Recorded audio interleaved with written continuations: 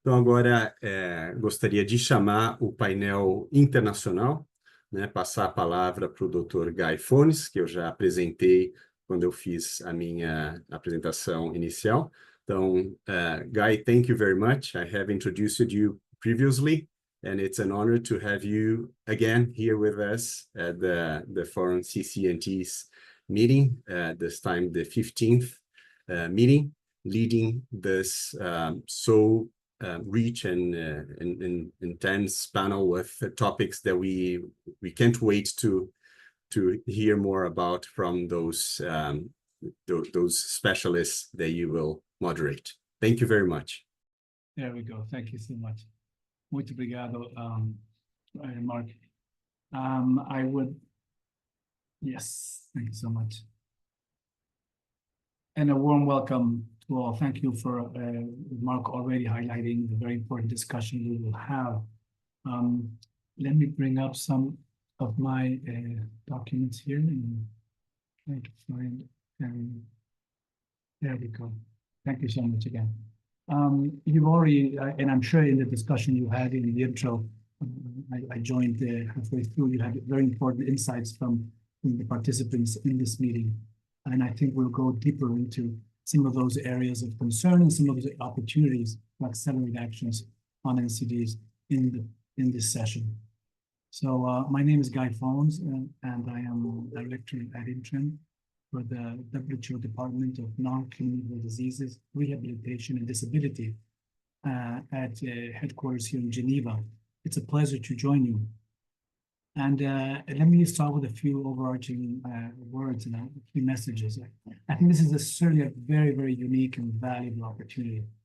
WHO countries and partners are full speed ahead in the preparatory process for what needs to be a transformative fourth high-level meeting of the United Nations General Assembly on NCDs, which is planned for September of 2025.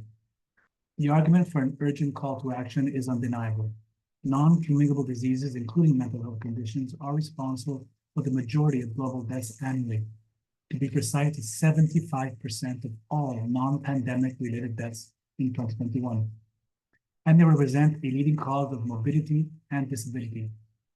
However, more than halfway into the SDG era, the world is definitely not on track to meet SDG target 3.4, which is to reduce premature mortality from the main NCDs. Only 19 of the WHO's 194 countries and territories are actually on track to meet individual targets, but overall progress remains concerningly insufficient. And ultimately, the real reason this call to action is so urgent is that we need to address the stark reality that every 2 seconds, someone under the age of 70 dies from an NCD. During our 90-minute session, we will have lost an additional 3,000 lives to premature and largely preventable NCD deaths. The persistent underinvestment in health services means the gap between the need for and availability of quality care and support remains as wide as ever. These gaps were exacerbated even more by the impact of COVID on those at risk of and suffering from NCDs. The good news, dear all, is that we do know what to do. And we will be showcasing some of those accelerators in today's session. Many of the deaths and disabilities due to NCDs and mental health conditions could have been and still can be prevented through concrete measures known as the WHO Best Buys, which include reducing the shared risk factors, but also improving access and quality of healthcare, ensuring universal health coverage, and tackling the commercial determinants of health, to name a few.